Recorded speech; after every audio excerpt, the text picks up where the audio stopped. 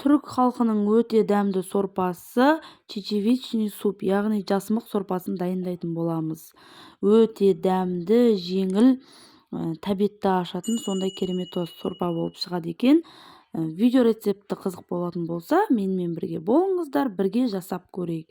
Ең алдымен керекті көкөністерімізді, яғни пияз, картошка, сәбізімізді осылай кубиктап, төртбұрыштап турап алатын боламыз. Тез жасалды, мен жарты сағат көлемінде жасадым, тез дәмді болып шықты. Осылай бәрін төртбұрыштап әдемілеп турап аламыз.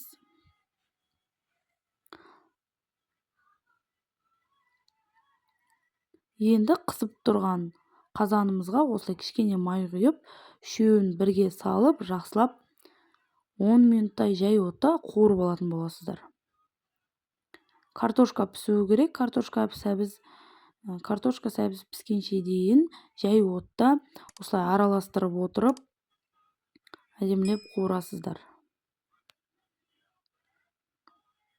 Өте дәмді, керемет болып шықты. Және де енді 10 минут уақытымыз өтті, картошкамыз пісті. Енді чечевицамызды салып, жақсылап осылай араластырып, енді қайнап тұрған суымызды құятын боламыз. Керекті тұзымызды салып, суымызды құятын боламыз. Описание бөліміне құрамына қандай заттар керек, қанша мөлшерде керек жазып қоятын болам. Өстіп қайнап тұрған суымызды құйып, бір қайнағаннан кейін астын басып, жай отта 20 минуттай пісіріп аласыздар. 20 минут уақытымыз өтті, чечевицамыз жарылып пісті. Енді міндетті түрде осындай видеодағыдай блендер болу керек. Осылай блендермен суытып алып, осылай езіп аламыз. Чечевицамыз суығаннан кейін осылай жақсылап езіп аламыз.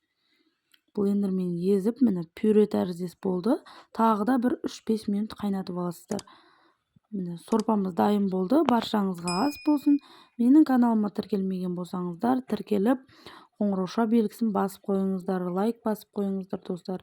Комментарийге өз пікірлеріңізді қалдырыңыздар. Сіздермен болған Әсем.